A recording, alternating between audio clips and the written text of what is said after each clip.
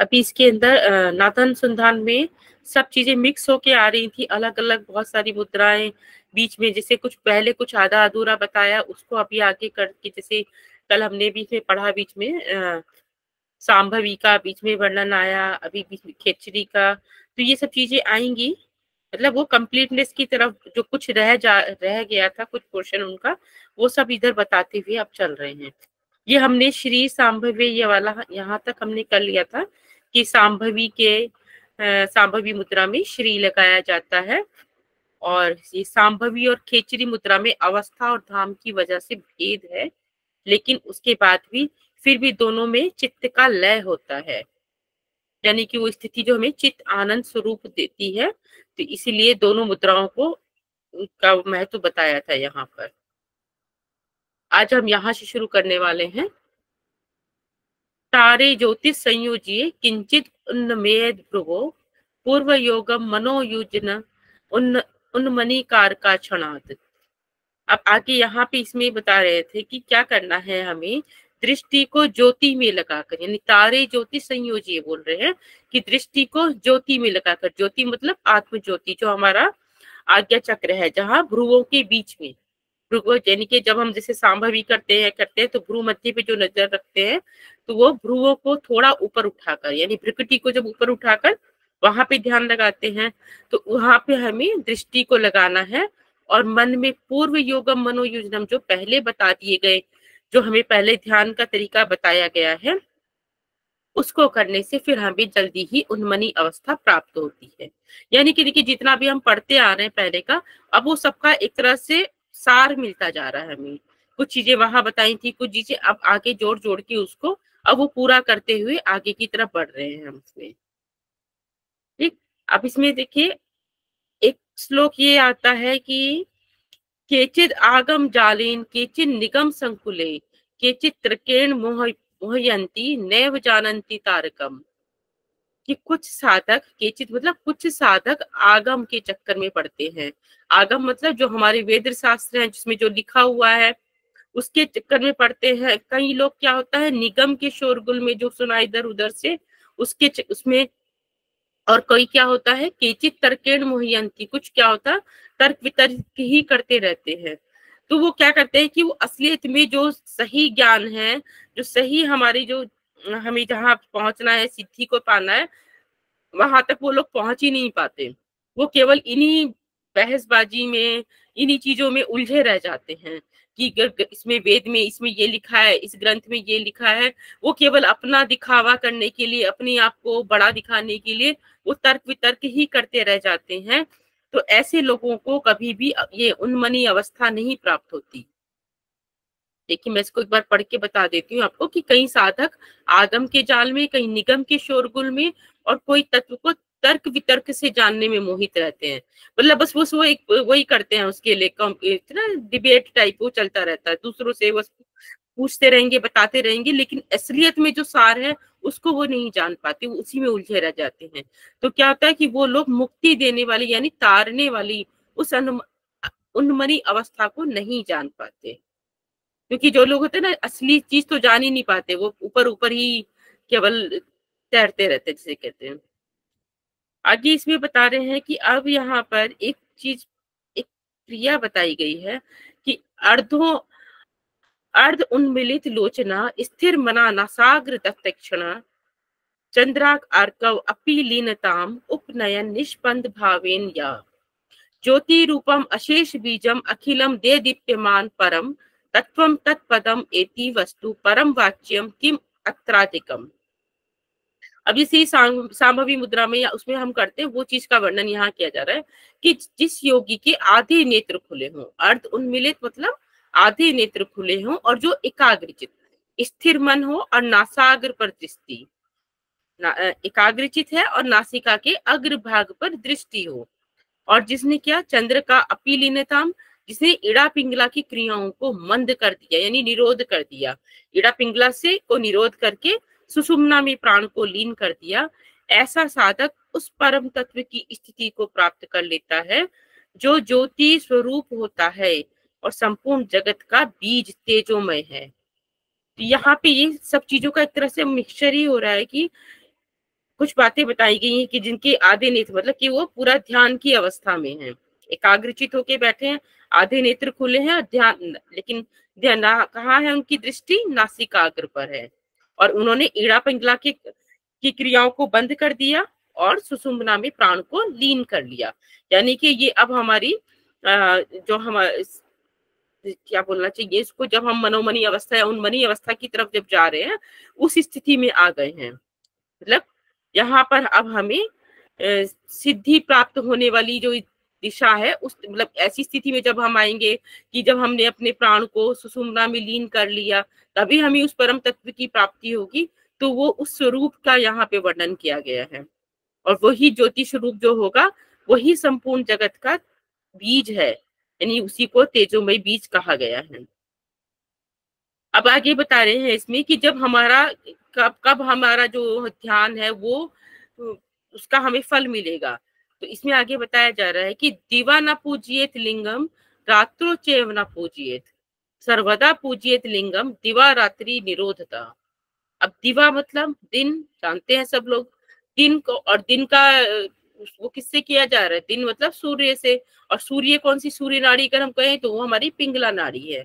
और रात्रो, रात को मतलब रात को चंद्रमा से बताया जाता है, यानी ईड़ा नाड़ी हमारी। तो इसमें बताना है कि दिवा न पूजिएत लिंगम रात्रो चैव न पूजिएत, कि जब सिर्फ ईड़ा चलायमान हो, यानी कि कोई भी जब एक नाड़ी चलायमान है तब हमारा आत्मचिंतन नहीं होता। जब सिर्फ ईड़ा चलायमान हो या फिर सिर्फ पिंगला चलायमान हो तो आत्मचिंतन नहीं होता। इसमें हमें क्या करना है आत्मचिंतन के लिए, कि जब हमारे ईड़ा पिंगला का निरोध हो जाएगा, क्योंकि ईड़ा पिंगला में तो हमेशा चलता ही रहता है, कभी ईड़ा में चलता है प्राण, कभी पिंगला में चलता है। तो इसको भी हमें जब निरोध करके जब हम इसको सुषुम्ना में ले आते हैं, तभी हमारा आत्मचिंतन हो सकता है, तभी हम उसी स्थिति में पहुंचते हैं कि हम आत्मचिंतन कर सकें। तो इस श्लोक में यही बताया जा रहा है कि जब ईड़ा पिंगला में प्राण चल रहा है तो हम आत्मचिंतन नहीं कर सकते, उसके लिए हमें ईड़ा पिंगला को निरोध करके प्राण को सुषुम्ना में लाएंगे, तभी आत्मचिंतन होगा। अब आगे देखिए, अभी तक हमने सांभवी के बारे में पढ़ लिया था पहले, अब खेचरी को बता रहे हैं। खेचरी हम पहले पढ़ चुके हैं, लेकिन खेचरी का कुछ चीजें इधर बताई जा रही हैं। अब उसमें क्या कह रहे हैं कि सव्य दक्षिण नाड़े स्थो मध्य चरती मारुतः तिष्ठते खेचरी मुद्रा तस्मिन स्थाने न संशय, कि जब ईड़ा और पिंगला की जगह प्राण सुषुम्ना में प्रवाहित होता है। हम यही पढ़ रहे हैं शुरू से कि जब ईड़ा पिंगला की जगह प्राण अब हमारा सुषुम्ना में आ गया, तो हमें मानना चाहिए कि वहां खेचरी मुद्रा रहती है, इसमें कोई संशय नहीं है, क्योंकि फाइनली हमें प्राण को सुषुम्ना में ही ले जाना है। लेकिन इसमें आगे एक चीज और बताई गई है कि ईड़ा पिंगलियोर मध्य शून्यम चैवा अनिल ग्रसेत, वो कब हम इसको मानेंगे कि ईड़ा और पिंगला के बीच में जो रहने वाली जो शून्य, शून्य बोला ना, शून्यम चैवा अनिल, जब शून्य यानी सुषुम्ना में जब अनिल यानी प्राण वायु, वायु को अनिल बोला जाता है, तो अनिल यानी प्राण वायु को लीन कर लेता है, तब खेचरी मुद्रा होती है। देखिए पहले हमने क्या पढ़ा था खेचरी मुद्रा में, कि हम पढ़ रहे थे कि जीवा को कपाल को हर में, पहले जीवा का बंधन शिराबंध काटा, कपाल को हर में लगाया, उसको ध्यान हमारा जो था वो भ्रू मध्य रखना था, उतना तक हमने बोल के उसके बारे में फिर बता रहे थे कि प्राण को हमें जो ये हमारा अमृत अमर वारुणी रस है उसको हमें सुषुम्ना में प्रवाहित करना है पीछे की तरफ से। अब वहां पे उसी की सोचिए आगे की चीजें और बताई हैं कि जब ईड़ा पिंगला में हमने सुषुम्ना में हमारा प्रवाह होने लगा, तब हम उसे खेचरी मुद्रा मतलब कंप्लीट मानते हैं। और उसी के साथ साथ ये भी आगे बता दिया कि जब ईड़ा पिंगला के बीच में जो रहने वाली जो सुषुम्ना, यानी जब सुषुम्ना के अंदर वो प्राणवायु लीन हो गई, एक तो चल रही थी प्राणवायु, अब वो उसमें लीन हो गई, तब ये पूरी खेचरी मुद्रा बनती है। इसी के बारे में आगे ये चीजें बताई जा रही हैं। एक चीज और आती है इसमें, सूर्य चंद्रमसोर मध्य मध्य निरालंबांतरे पुनः संस्थिता व्योम चक्रे या सा मुद्रा नाम खेचरी, कि जब प्राण सुषुम्ना में प्रवाहित हो रहा है, अब प्राण क्या है सुषुम्ना में प्रवाहित हो रहा है, आगे बोल दिया कि जब उसमें लीन होने लगे तो सुषुम्ना में प्रवाहित हो रहा है, तो स्थिति निरालंब की हो जाती है। कैसे? क्योंकि अब वो उसमें लीन होने लगा है, प्राण भी उस सुषुम्ना में लीन हो गया, यानी चित्त का सब आलंबन रहित हो गया है। तो तब जाके हमारी खेचरी मुद्रा पूरी हो रही है। मतलब अमर वारुणी वापस इधर आने लगा, सुषुम्ना में आने लगा, उसके बाद भी जो प्राण वायु जो चल रही थी अब वो पूरी चित्त में लीन हो गई, तब हमारी ये खेचरी मुद्रा पूरी तरीके से पूरी मानी जाती है। और कहाँ पे होती है? इसका स्थान जो बताया है व्योम चक्र में। तो इसी से रिलेटेड एक क्वेश्चन पहले आया भी है, कुछ इसी को देखिए, यहाँ था कि व्योम चक्र किसका समानार्थी है, हमने पढ़ा था पहले भी। तो खेचरी मुद्रा का, खेचरी मुद्रा जो होती है वो व्योम चक्र में जाके पूरी होती है। व्योम चक्र उस जगह को कहा गया है, तो उसी के लिए इसका समानार्थी शब्द खेचरी को बताया है। मतलब खेचरी मुद्रा और व्योम चक्र समानार्थी है। क्लियर है यहाँ तक? अभी आगे देखते हैं। सोमाद यत्रोदिता धारा साक्षात सा शिव वल्लभा पूर्येद अतुलाम दिव्याम सुषुम्नाम पश्चिम मुखे। अब ये देखिए, जो ये सोम रस, जो हमारा ये अमृत, जो अमृत की धारा जो गिर रही है ऊपर से, यानी कि सोम मंडल से ऊपर में है हमारा तालु चक्र में, तो सोम मंडल से जो अमृत धारा निकल रही है वह शिव वल्लभा है, यानी कि शिव को प्रिय है। ठीक है। और इसमें होता क्या है, इससे कि पूर्येद अतुलाम दिव्याम सुषुम्ना पश्चिम मुखे, और उस अमृत धारा से करना क्या है, उसको पीछे की तरफ से जो हमारा मेरुदंड वाला मेरुदंड है उसमें उसको पूरा करना है, पूरित करना है उस सुषुम्ना को। कि मैं थोड़ा बड़ा कर दिया, वो छोटा हो रहा था। तो जो हमारा सोमरस जो है, सोमरस जो उसको हमने अमर वारुणी कहा था, वो अब जो गिर ऊपर से आ रहा है उसको हमें मेरुदंड में पूरित करना है, उस सुषुम्ना के अंदर पूरित कर देना चाहिए। ये देखिए, एक क्वेश्चन बन जाता है कि भगवान शिव को इनमें से कौन प्रिय है, कौन सा रस प्रिय है, या तो सोमरस, जो सोमरस जो गिर रहा है ऊपर से चंद्रमंडल से, वो सोमरस भगवान शिव को प्रिय है। शिव वल्लभा लिखा था ना पहले, तो भगवान शिव को प्रिय है। आगे इसमें पुरस्ताच चैव पूर्येत निश्चिता खेचरी भवेत अभ्यस्ता खेचरी मुद्रा पे उन्मनी संप्रचायते। देखिए, अब पहले हमने कहा कि पश्चिम की ओर से, यानी कि जो सुषुम्ना में पीछे की तरफ से हमें उस जो सोमरस गिर रहा है उससे उसको पूरित करना है। और जब सुषुम्ना पूर्व की ओर से भी पूरित हो जाए, यानी कि अब उसको पूर्व से भी, आगे की तरफ से भी पूरित करना है उसको, सुषुम्ना में दोनों तरफ से, पश्चिम से भी और इधर पूर्व की ओर से भी, तब निश्चित खेचरी होती है। देखिए कितनी छोटी छोटी बातें इसमें जुड़ती जा रही हैं कि ये सब चीजें जब हो जाएंगी तब उसको खेचरी को पूरा कहा जा रहा है। कि जो सोमरस गिर रहा था वो पहले हमारे पश्चिम, हम बोल रहे थे पश्चिम से उसको पूरित करना है, और उसके बाद पूर्व की ओर से भी पूरित हो जाता है, तब ही निश्चित खेचरी होती है। और खेचरी के इस अभ्यास से फिर उन्मनी अवस्था की उत्पत्ति होती है, फिर उन्मनी अवस्था हमें प्राप्त होती है। ठीक,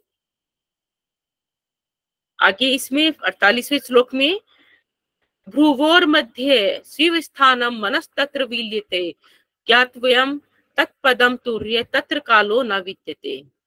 भ्रुवोर मध्य मतलब जो भ्रू मध्य स्थान है, भ्रू मध्य में क्या बताया कि शिव का स्थान बताया गया है भ्रू मध्य को, कि वहां पर हमें अपने मन, वहां हमारा मन लीन हो जाता है।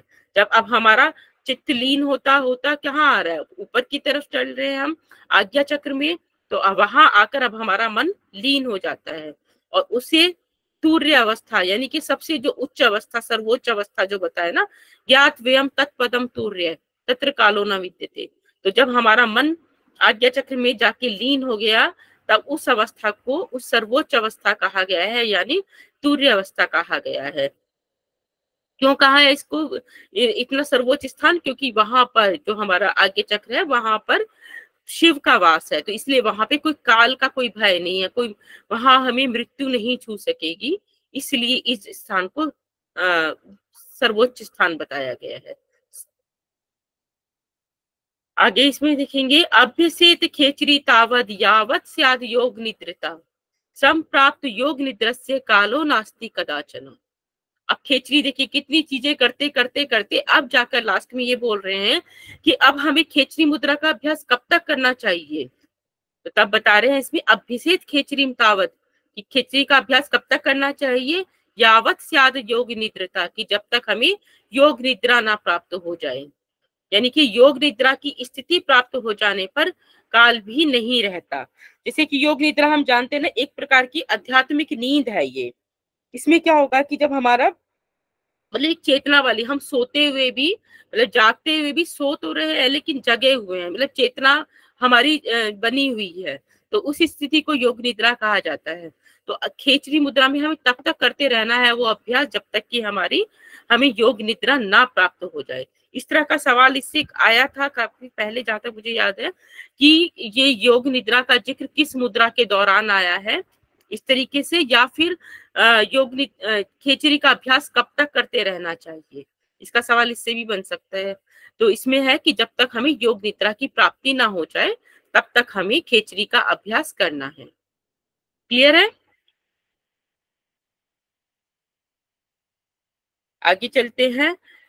निरालंबम मना कृत्वा न किंचित अपि चिंतयेत, सा बाह्य अभ्यंतरम व्योमनि घटवत तिष्ठति ध्रुवम। अब क्या करना है यहाँ? निरालंब मना, चित्त है, चित्त को निरालंब करें, मतलब सारी आलंबन खत्म, वहां पर कोई चिंता नहीं, कोई इधर उधर का विचार नहीं, कोई भी चिंतन नहीं आएगा हमारे अंदर। तो उस समय क्या होगा? वह योगी बाहर और भीतर दोनों जगह घट के समान अपनी स्थिति बना लेता है।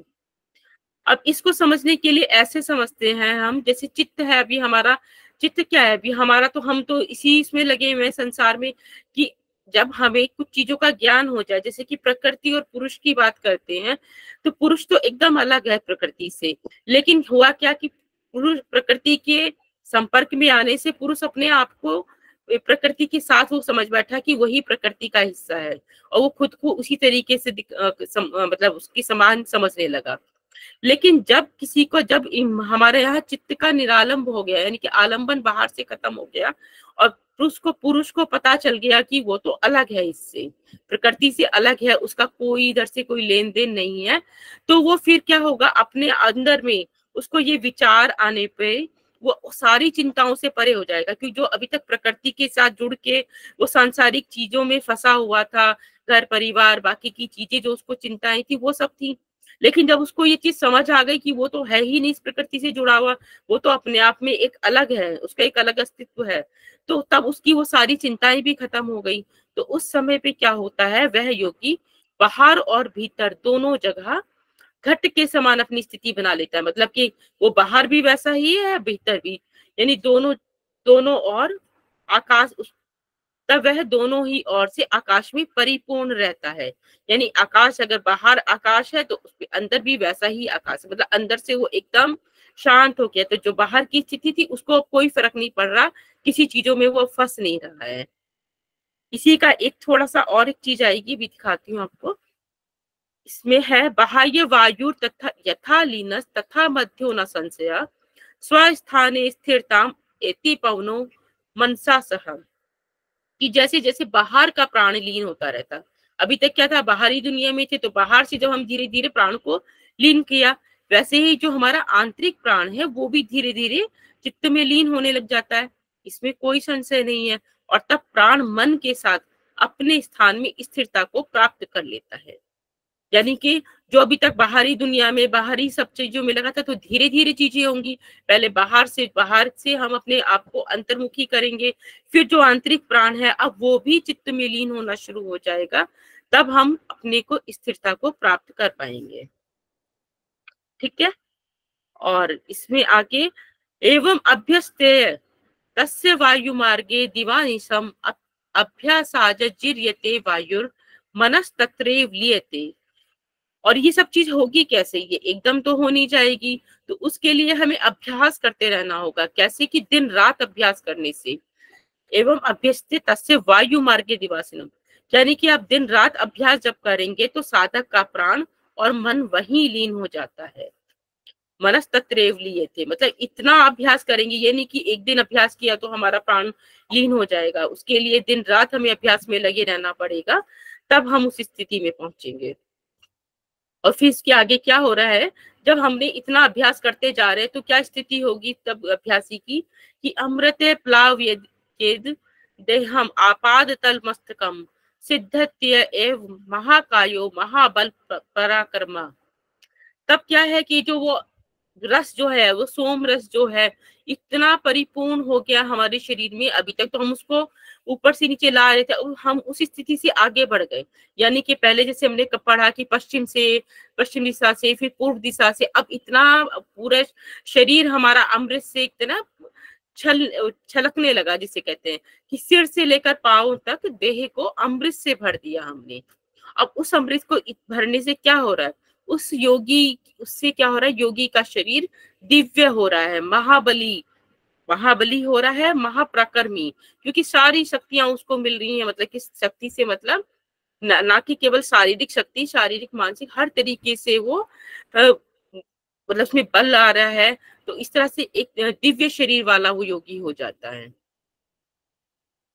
और इसमें फिर आगे देखते हैं, शक्ति मध्य मनः कृत्वा शक्ति मानस मध्य गाम मनसा मन आलोक के धारियेत परम पदम। अब कुंडली में मन को स्थिर करें। अब देखिए सारी कहानी यहाँ पर होगी कि पूरी तरीके से हमने उसको उस सोमरस से अपने आप को भर लिया। अब हमारा कुंडली में मन को स्थिर कर लिया, कुंडली में मन को स्थिर करा और मन में कुंडली को स्थिर किया। दोनों ही बात एक जैसी हो गई कि अब हम पूरी उस परिपक्व अवस्था पर जा रहे हैं कि जहां पर कुंडली जो है, कुंडली में हमने अपने मन को स्थिर कर लिया, और मन में कुंडली को स्थिर करके और मन से मन में रमन करते हुए परम पद का चिंतन करना चाहिए। मतलब अब वहां कोई दूसरा ख्याल नहीं है, कोई दूसरी चीज नहीं है। अब हमने अपने चित्त को भी लय कर लिया और सब कुछ अब हम भूल कर केवल अब अपने अपने मन के अंदर ही बस अपने ही में ही खोए हुए हैं, उस परम पद के चिंतन में ही खोए हुए हैं। अब हम उस स्थिति पर पहुंच चुके हैं। और आगे इसमें देखेंगे, खा मध्य कुरु चाचा आत्मनम आत्म मध्य चा खा कुरुम सर्व चा खा मयम कृत्वा ना किंचित अपि चिंतयेत। खा मतलब आकाश, आकाश यहाँ ब्रह्म, मतलब आकाश में जो आकाश के मध्य में हमारी आत्मा को, अब क्या हो रहा है कि ब्रह्म में हम आत्मा को देख रहे हैं, यानी खुद को देख रहे हैं, और खुद के मध्य में आकाश को, यानी खुद में हम ब्रह्म को देख रहे हैं।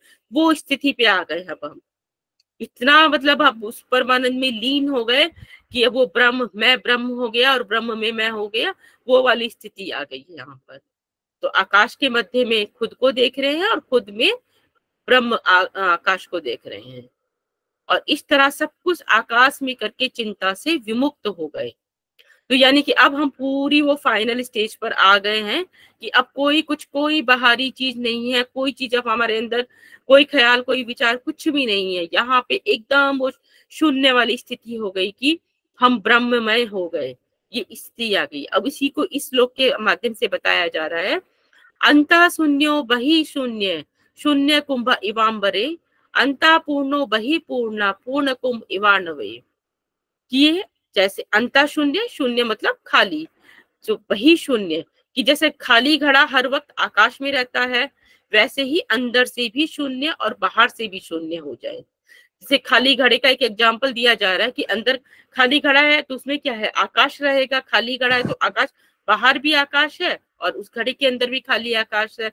वैसे ही इसकी तुलना बताई है, और वैसे ही अंदर से भी शून्य और बाहर से भी शून्य, मतलब उस साधक की स्थिति ऐसी हो जाएगी।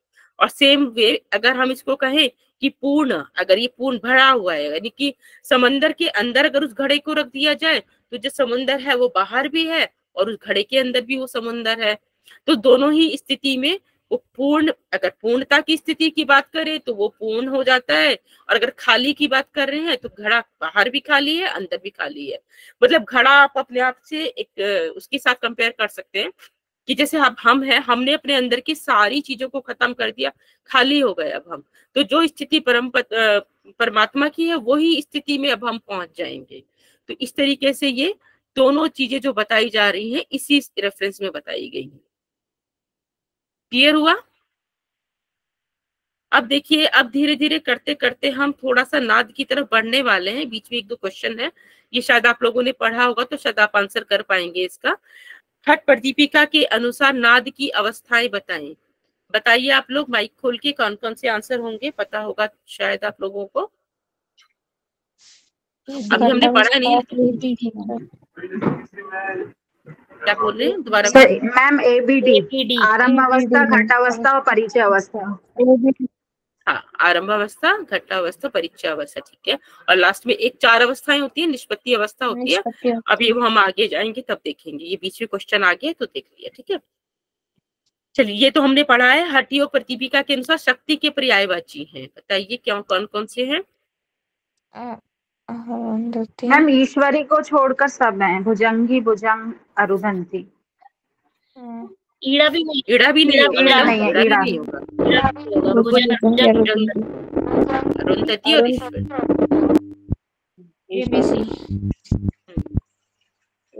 भुजंग नहीं होगा, नहीं अब भुजंगी होगा, भुजंगी। ईश्वरी होगा, भुजंगी ईश्वरी होगा।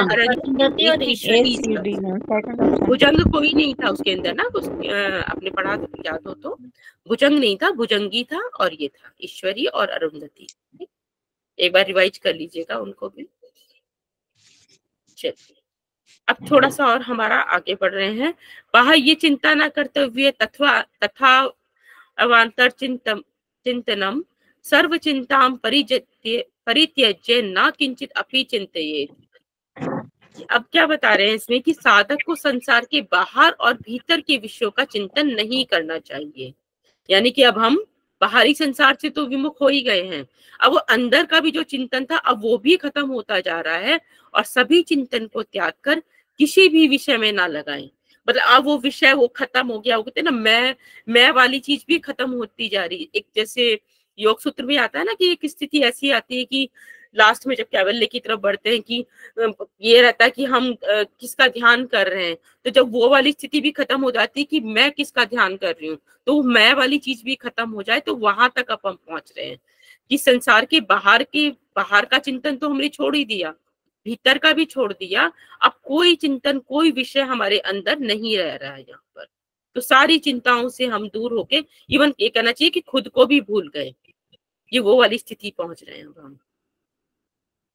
अब देखिए यहाँ पर एक 58 श्लोक में आता है, ये एक मन को बताने के लिए कि संसार क्या है, मन का ये सब है, इसको बताने के लिए श्लोक लिया गया है योग वशिष्ठ से। इसके बारे में देखते हैं। संकल्प मात्र कलनेव जगत समग्रम, संकल्प मात्र कलनेव मनोविलासः, संकल्प मात्र मतिम उत्सर्ज निर्विकल्पम, आश्रित निश्चयम अवाप्नुहि राम शांति। ये उस जगह की बात कही जा रही है यहाँ पर, जब वशिष्ठ जी थे, जो राम जी, श्री राम के जो गुरु थे, उस टाइम उनको एक ज्ञान दे रहे थे कि जब भगवान राम जो थे उनको इन चीजों से वो विमुख हो गए, मतलब कि एक तरीके से उन्होंने संसार से, उनको लगा कि इस समय पे मतलब ये वैराग्य हो गया था। तो वैराग्य होने के समय पे उनको लगा कि ये तो शरीर हमें बेकारी व्यर्थ में ही मिला है, इस शरीर को मैं त्याग देता हूँ।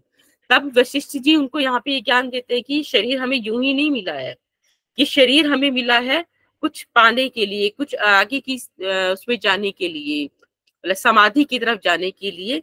तो उससे ये सब जो कार्य हम कर रहे हैं वो शरीर से ही कर रहे, चाहे अच्छा बुरा है जो भी कार्य। चलिए समाधि की बात तो बहुत ऊपर की है, अगर हम नॉर्मल उसमें भी बात करें तो शरीर ना हो तो हम कुछ भी नहीं कर सकते।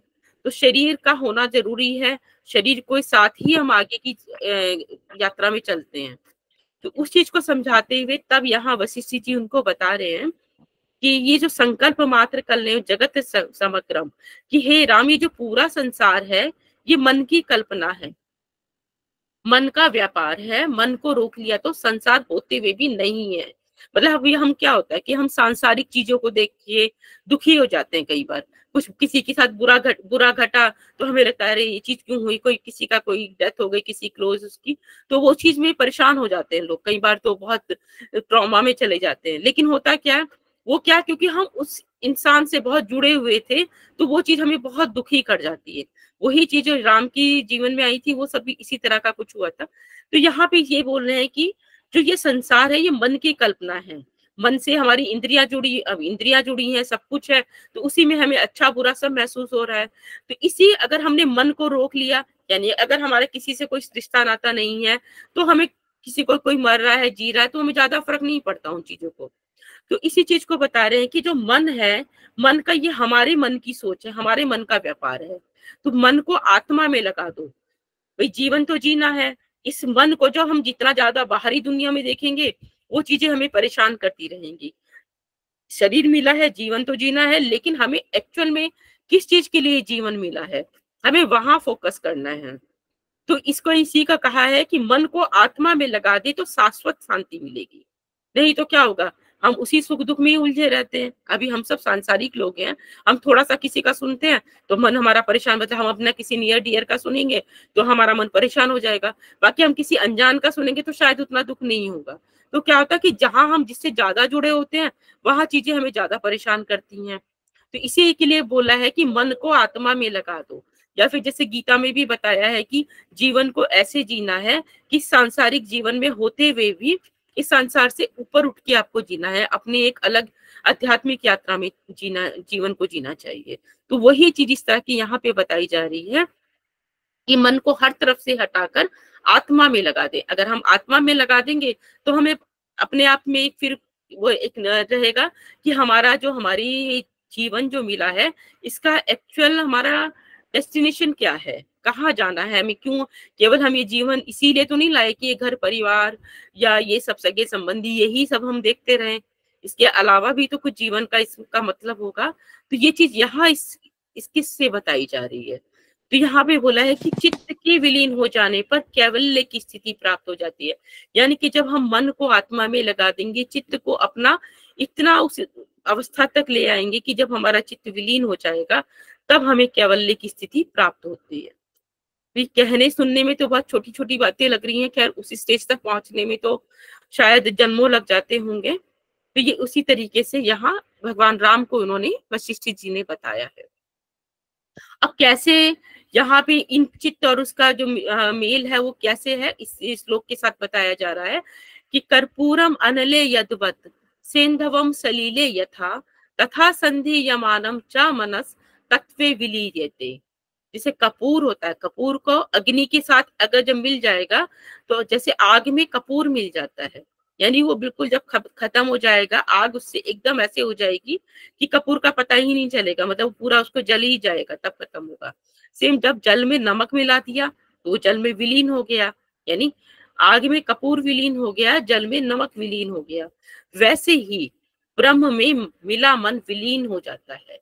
यानी कि जो हम चित्त की बात कर रहे हैं कि उसको विलीन कर दो, तो जब वो वैसे ही जब हम उस अवस्था तक पहुंच जाएंगे तो हमारा जो मन है वो ब्रह्म में विलीन हो जाएगा, यानी कि वो फिर ब्रह्म वाली स्थिति पे हम आ जाएंगे।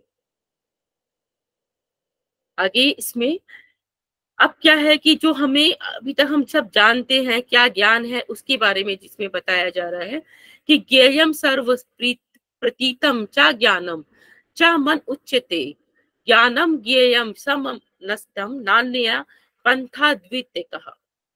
कि जो कुछ भी जानने योग्य है, यानी ज्ञेय क्या होता है, जो जानने योग्य, जो जाना जाता है, जो कुछ भी ज्ञेय है यानी जाना जाता है होता है, वह सभी ज्ञान की ही वस्तु है। यानी कि हमारे आसपास में जितनी चीजें हैं हम उनको क्या, उन चीजों को देख रहे हैं, जान रहे हैं, उससे ज्ञान ले रहे हैं, और ज्ञान ही मन कहलाता है कि हाँ ठीक है हमने चीजों को जाना, कि हमारे मन ने उस चीज को जान लिया। तो अगर हमने इसीलिए क्या कहा है कि ज्ञान और ज्ञान की वस्तु को ही नष्ट कर दी, करने के लिए इसके अलावा कोई दूसरा रास्ता नहीं है।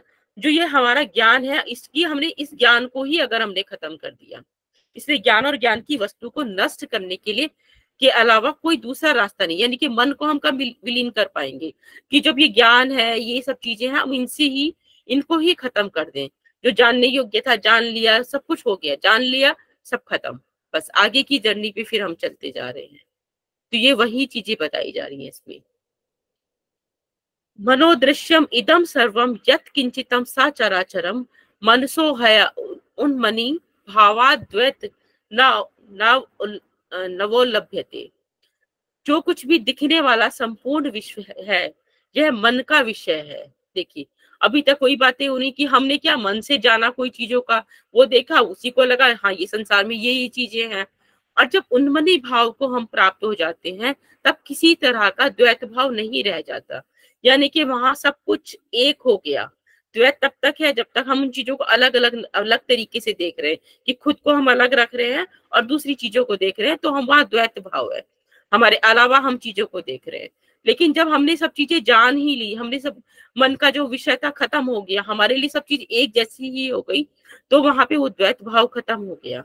कहते ना कि एक समय पे आके कि कहते हमारे अंदर जो हमारे को चला रहा है, वो छोटी सी चींटी के अंदर भी उसी के प्राण, उसी में प्राण दिए हैं, हाथी के अंदर भी वही प्राण चल रहे हैं, तो सबके अंदर फिर हमें वही भाव दिखने लगता है, यानी वो सब एक वाली स्थिति में पहुंच जाते हैं। और जब एक आकार हो गया तो वही हमारा उन्मनी भाव की स्थिति को हम प्राप्त हो जाते हैं। ज्ञेय वस्तु परित्यागाद विलियम याति मानसम मनसो विल्य जाते केवल्यम अवशिष्यते। कि जब ज्ञेय वस्तु के परित्याग से, जो ज्ञेय वस्तु जो हमने जानी थी, अब हमें पता चल गया कि वो जो चीजें थी सब एक ही था, तो जो ज्ञेय वस्तु के परित्याग से मन हमारा ब्रह्म में विलीन हो गया, यानी कि तो सभी ब्रह्म की ही चीजें थी, ब्रह्म में अब हम विलीन हो गए। और जब मन हमारा ब्रह्म में विलीन हो गया, तो हम क्या कैवल्य में हो गए, बस कैवल्य ही रह गया वहां, कोई और दूसरी चीजें है ही नहीं, सब कुछ खत्म हो गया, तब हम कैवल्य वाली स्थिति पे ही हैं।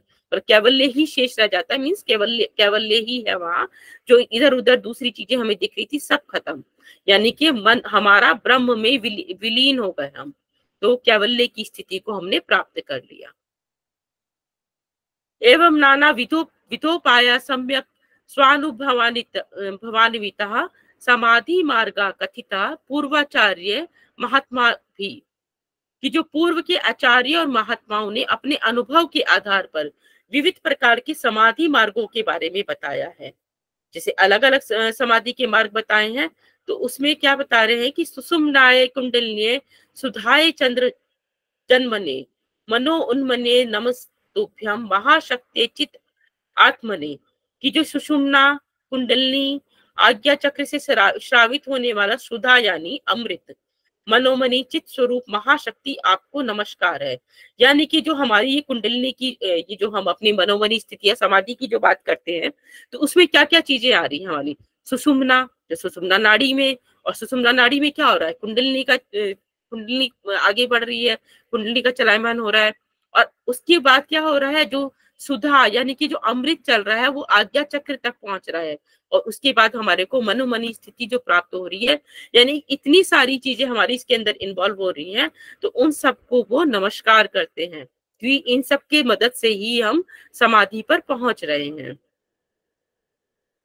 आगे इसमें असक्य तत्व बोधा नाम मूढ़ा नाम अपि समन्तम प्रोक्तम गौरक्षनाथे नादो उपासनम उच्यते।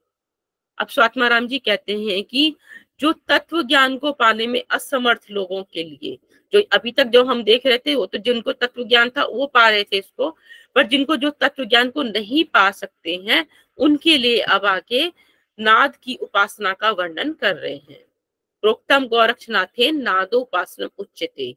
तो देखिए नाद की उपासना जो बता रहे हैं गौरक्षनाथ जी के द्वारा कही जा रही है।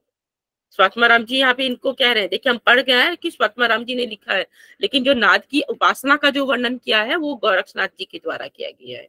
ये छोटी छोटी चीजें भी दिमाग में रखेंगे, कई बार बाई चांस कभी इस तरह से कोई क्वेश्चन पूछ लिया जाए कि नाद की उपासना किसके द्वारा कही गई है, तो वो गोरक्षनाथ जी के द्वारा बताई गई।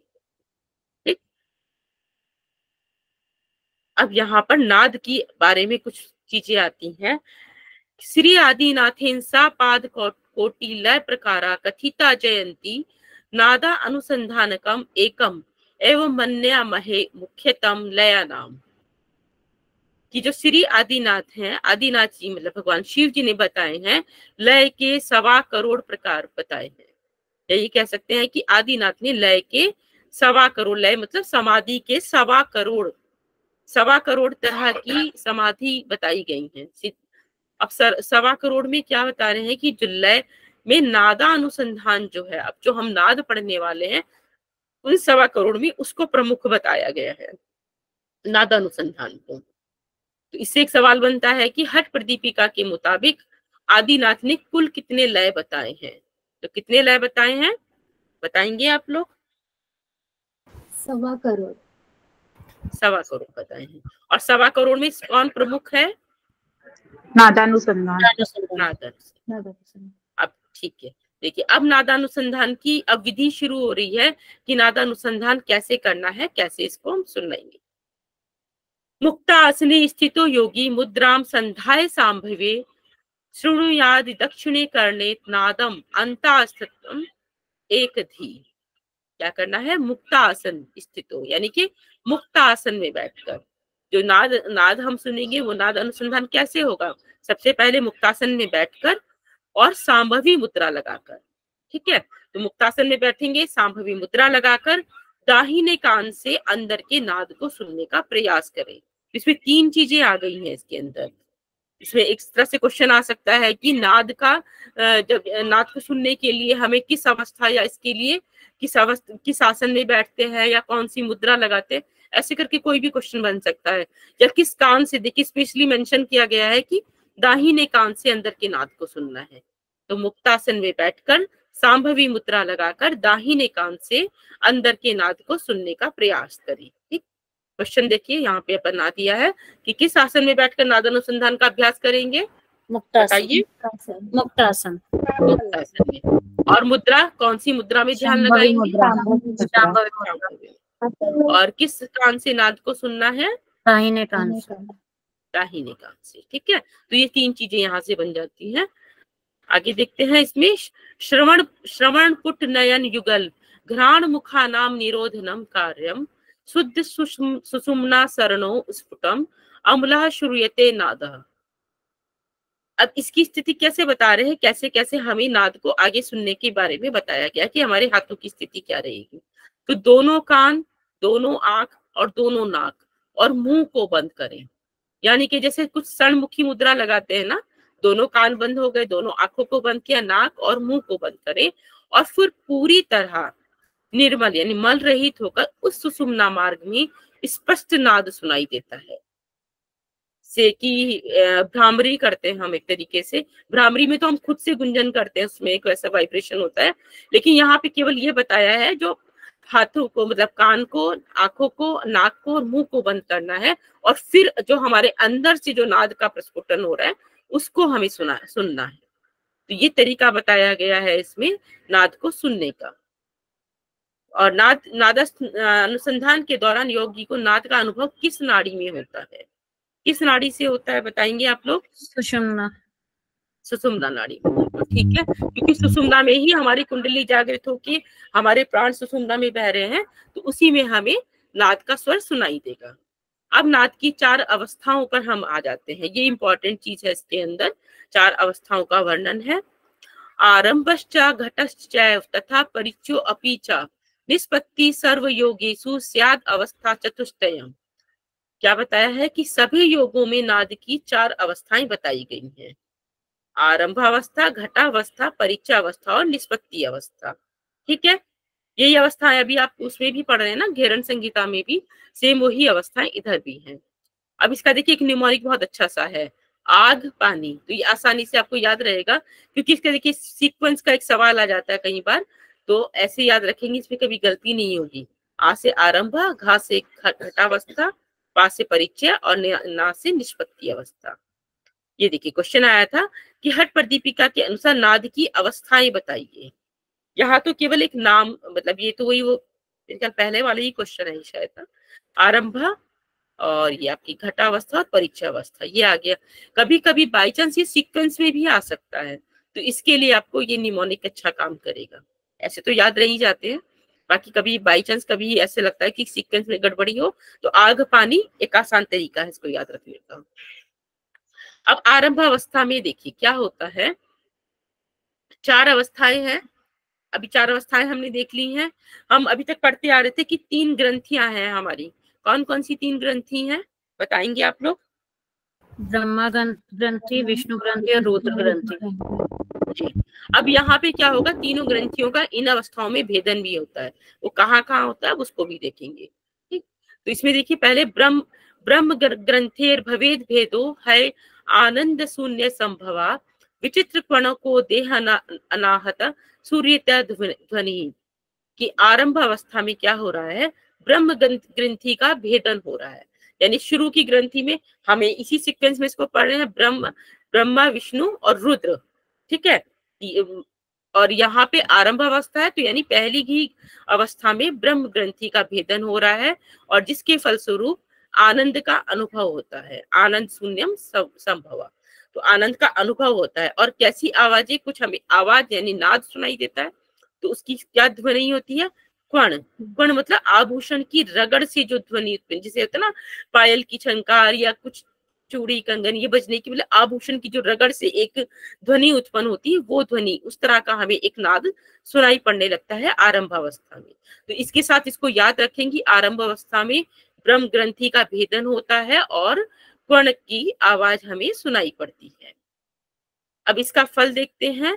फल क्या है इसका? दिव्य देहश्च तेजस्वी दिव्य गंधस् त्वरोगवान स्वर संपूर्ण हृदय शून्य आरंभे योगवान भवेत। फिर तब क्या होता है उसमें? योगी जो है दिव्य देह वाला, दिव्य देहस और तेजस्वी और दिव्य गंध मतलब दिव्य गंध वाला और आरोगी हो जाता है। संपूर्ण हृदय शून्य आरंभ, और संपूर्ण हृदय जो है शून्य में चला जाता है हृदय।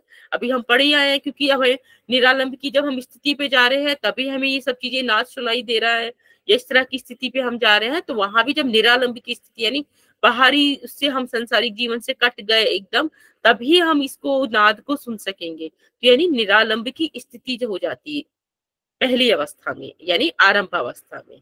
ठीक, अभी इसका एक आगे कंपैरिजन आएगा तो उसको मैं एक साथ ले लेंगे फिर। ठीक है, ये तो छोटी चीजें हैं, क्लियर हो गई होंगी आपको, है ना। अब घटावस्था पे चलते हैं। घटावस्था हमारी द्वितीय अवस्था है। ये क्या है? द्वितीयायाम घटीकृत्य वायुर्भवति मध्यगा दृढ़ासनो भवेद योगी ज्ञानी देव समस्तदा। दूसरी अवस्था क्या है? घटावस्था है। पहले हमारी आरंभ अवस्था थी, तो दूसरी हमारी घटावस्था है। और इसमें क्या हो रहा है? वायुर्भवति मध्यगा। अब जो हमारी प्राणवायु का जो है वो सुषुम्ना में संचार होने लगा है, सुषुम्ना में संचार होता रहता है। और दृढ़ आसनो भवेद योगी ज्ञानी देव समस्तता। और इसमें आसन में जो दृढ़ योगी, योगी जो है आसन में बैठा है, तो वो देवता के समान ज्ञानी हो जाता है। यानी अब वो स्टेप बाय स्टेप इतना आगे बढ़ रहे हैं, तो यहाँ पे वो देवता के समान ज्ञानी हो गया है। और इसमें आगे इसमें ग्रंथि आ गई, विष्णु ग्रंथि। पहले हमने ब्रह्म ग्रंथि का भेदन देखा अब आरंभा में, अब इसमें विष्णु ग्रंथे ततो भेदात परमानंद सूचकः अति शून्य विमर्दश्चा भैरी शब्दस्त तथा तदा भवेत। की दूसरी अवस्था घटावस्था है। ये देख लिया हमने, प्राणवायु का सुषुम्ना में संचार हो रहा है और आसन में दृढ़ योगी देवता के समान ज्ञानी हो गया। और क्या हो गया? इसमें विष्णु ग्रंथि का भेदन होता है।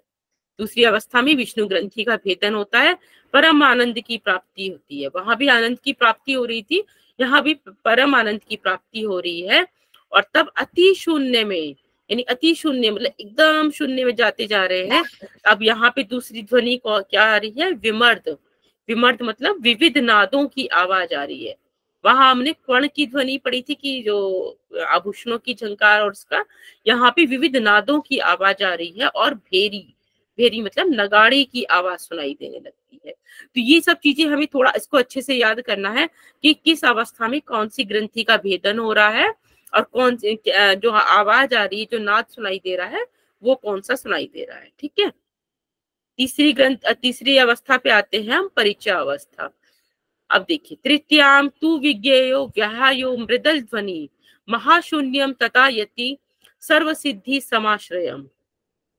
अब तीसरी अवस्था में क्या है? मृदल की ध्वनि। मृदल मतलब ढोल जैसी ध्वनि सुनाई देती है। और जो प्राण सभी सिद्धियों के आश्रय स्थल महाशून्य में पहुंच जाता है, यानी कि शून्य से और ऊपर अब हमारा प्राण महाशून्य में पहुंच रहा है। और इसका फल क्या होगा? चित्ता आनंद तथा चित्वा सहजानंद संभव दोष दुख जरा व्याधि क्षुधा निद्रा विवर्जित।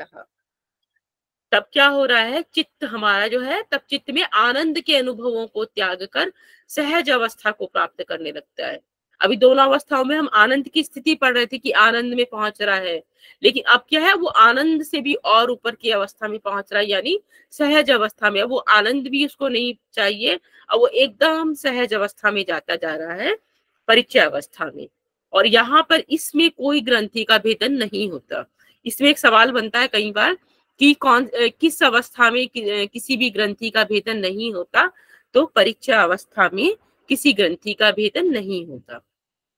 और इसमें इसके लाभ क्या क्या होते हैं, इसमें क्या प्राप्त होता है कि दोष यानी त्रिदोष, दुख या जरा बुढ़ापा और रोगों से दूर होता है, मतलब इन सब चीजों का अभाव हो जाता है। अब तो वो क्योंकि इतनी सहजानंद वाली अवस्था में जा रहा है, वहां तो इन चीजों का कोई अब चीज का मतलब ही नहीं है। तो वहां सब जरा बुढ़ापा, रोग, भूख प्यास सब हमारी खत्म हो जाती है। ये हमारी परिचय अवस्था में है। ठीक है, आगे बढ़ते हैं निष्पत्ति अवस्था। अब निष्पत्ति अवस्था में क्या हो रहा है, अब बिल्कुल अंतिम अवस्था पे पहुंच रहे हैं, यहाँ निष्पत्ति हो रही है, मतलब एक समाप्ति की तरफ जा रहे हैं। अब निष्पत्ति अवस्था में क्या है, रुद्र ग्रंथि का भेदन होगा, क्योंकि अब हमारी तीसरी ग्रंथि रह गई है रुद्र ग्रंथि।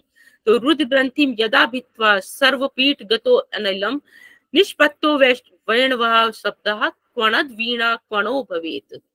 चतुर्थ अवस्था में रुद्र ग्रंथि का भेदन होता है और प्राण ईश्वर स्थान में पहुंच जाते हैं। देखिए, पहले आनंद की स्थिति की बात कही गई थी, फिर इस वाली अवस्था में सहजा अवस्था में, और निष्पत्ति अवस्था में क्या हुआ, अब हमारा प्राण ईश्वर अवस्था में पहुंच गया। ईश्वर स्थान यानी पूरा आज्ञा चक्र पर पहुंच गया है। और निष्पत्ति अवस्था में अब कौन सी ध्वनि सुनाई दे रही है हमें, वेणु। वेणु मतलब वंशी की, वेणु वीणा। देखिए यहाँ श्लोक में था निष्पत्ति वेणु वो शब्द, क्वणद वीणा क्वणो भवेत। तो क्या क्या सुनाई दे रहा है, वेणु और वीणा की। वेणु मतलब वंशी और वीणा मतलब वीणा की झंकार की कहेंगे, या आभूषणों की मिली जुली आवाज लिखा है इधर, या वीणा की झंकृत आवाज को भी कहा गया। मतलब मेनली कि वीणा की ध्वनि सुनाई देगी और वंशी की, एकदम होता ना तेज से, ये अब सॉफ्ट वाली एक हल्की ध्वनि की तरफ जाते जा रहे हैं। तो वंशी और वीणा की आवाज सुनाई देती है। तो इसमें ये शब्द याद रखने वाले हैं कि किस अवस्था में कौन सी ध्वनि सुनाई दे रही है, इनको आपको अच्छे से याद करना होगा। अब देखिए आगे इसमें आते हैं कि एकीभूतम तदा चित्तम राजयोगाभिधानकम सृष्टि संहार कृतासो योगीश्वर समो भवेत। अब क्या हो गया, इसमें चित्त और प्राण एकाग्र हो जाते हैं और इस अवस्था को राजयोग की प्राप्ति हो जाती है। इस अवस्था में जब चित्त और प्राण सारा, अभी जो था हमारा चित्त, हमारा वो प्राण जो हमारा था, वो अब हमारा पूरा चित्त के साथ लय होकर पूरा ऊपर आज्ञा चक्र ब्रह्म चक्र में पहुंच गया ब्रह्म। और इस अवस्था को ही राजयोग कहा है। अभी तो जो हम पढ़ रहे थे कि हठ योग का अभ्यास क्यों करना चाहिए, वो राजयोग की स्थिति को प्राप्त करने के लिए, यानी समाधि की स्थिति को प्राप्त करने के लिए करना है। तो अब हम यहाँ नाद की इन अवस्थाओं से गुजरते हुए अब हम राजयोग की स्थिति को प्राप्त कर लेते हैं। और जब प्राप्त कर लेते हैं तो उससे हमें क्या होता है, सृष्टि संहार करता सो योगीश्वर समो भवेत। अब हमें सृष्टि संहार की शक्ति आ जाती है। सृष्टि संहार मतलब अपनी सृष्टि का संहार, मतलब जो हम थे वो कहते ना मैं ना रहा, वो वाली स्थिति पे आ गए, मैं खत्म होके वो ब्रह्म में लीन हो गए। तो यहाँ सृष्टि की संहार की शक्ति आ गई और योगी ईश्वर तुल्य हो गया, यानी कि ईश्वर के समान, ईश्वर में ही समाहित हो गया एक तरह से। तो ये चीजें यहाँ पर बताई गई हैं। अब एक बार ये देख लीजिए दोबारा से, यहाँ आपके सामने है चारों अवस्थाएं और उनके अंदर अब ग्रंथि का भेदन, आवाज और फल। ठीक है, तो ये देखिए पहली अवस्था आरंभावस्था। चलिए इसमें आप लोग कोई एक माइक ऑन करके एक एक अवस्था का बोलेंगे, याद हो जाएगा इस तरीके से आप लोगों को ये चीजें। भारती जी, हाँ भारती जी बोल रहे हैं, कौन बोल रहे हैं?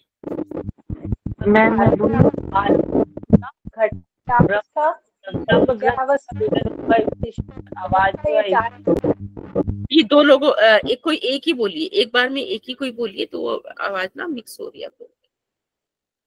आरंभावस्था ग्रंथि भेदन, ब्रह्म ग्रंथि का भेदन, कवर्ण ग्रंथि नाश, और फल इसका दिव्य देह वाला, तेजस्वी, दिव्य गंध वाला, आरोगी, हृदय पूर्ण, शून्यचारी।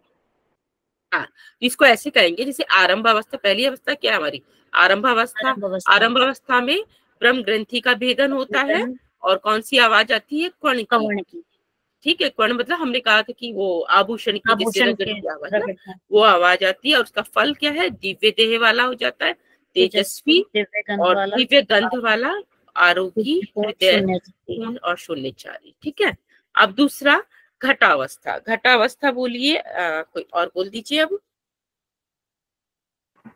मैम मैं बोल दूं भूमि? हाँ बोलिए। दूसरी अवस्था है घटावस्था, जिसमें ग्रंथि का जो भेदन होता है विष्णु ग्रंथि का भेदन होता है। और इसमें जो आवाजें आती है विमर्द और भेरी, भेरी यानी नगाड़ा, इसकी नगाड़ा। आवाजें आती हैं। जी। और जो इसका फल है वो देव सवान ज्ञानी हो जाता है और परम आनंद की प्राप्ति होती है। बहुत अच्छा। तो आप ये चीजें ना पढ़ते पढ़ते दिमाग में एकदम बैठा लीजिए, क्योंकि ये क्वेश्चन इनसे जरूर बनते हैं। अगर क्वेश्चन आता है तो आप लोगों को कंफ्यूजन ना हो कि किस अवस्था में कौन सी ग्रंथि का भेदन और कैसी आवाज नाद जो है क्या आ रहा है, वो सब कर याद रखेंगे। ठीक है। नेक्स्ट पे कोई और बोल दीजिए। कौन है हमारे साथ अभी? पल्लवी जी बोल दीजिए। तीसरी अवस्था। तीसरी अवस्था परिचय अवस्था है।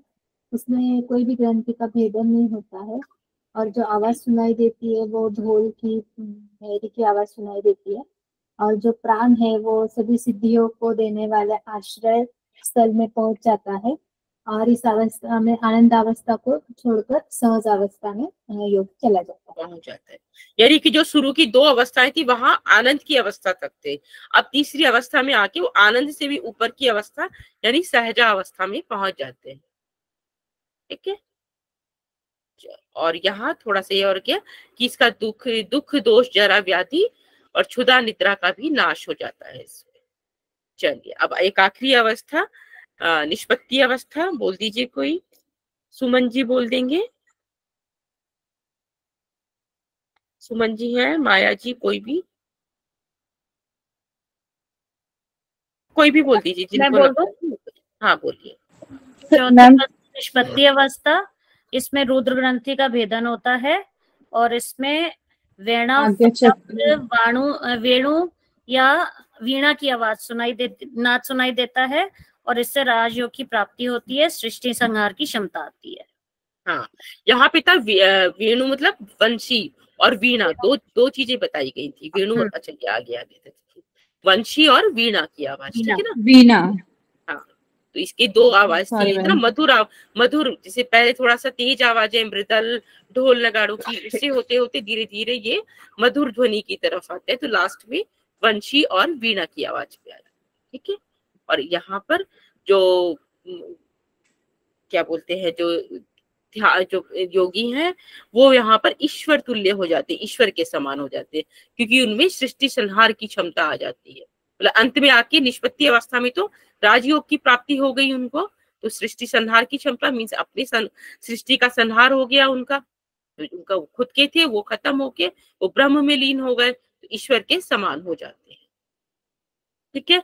तो आज हम इसको यहीं तक रखते हैं, काफी बड़ा है कि बहुत, मतलब हो सकता है थोड़ा सा लग रहा होगा आप लोगों को भी कि ये लास्ट में क्लियर हो रहा है कि नहीं, पर पढ़ेंगे एक दो बार ना आपको ये चीजें बीच बीच में जो हमने पढ़ा था वो सब क्लियर हो जाएगा। बाकी मेन इसमें याद करने वाली ये सब चीजें जो नाद की अवस्था है इनको तो बहुत अच्छे से पढ़ना है।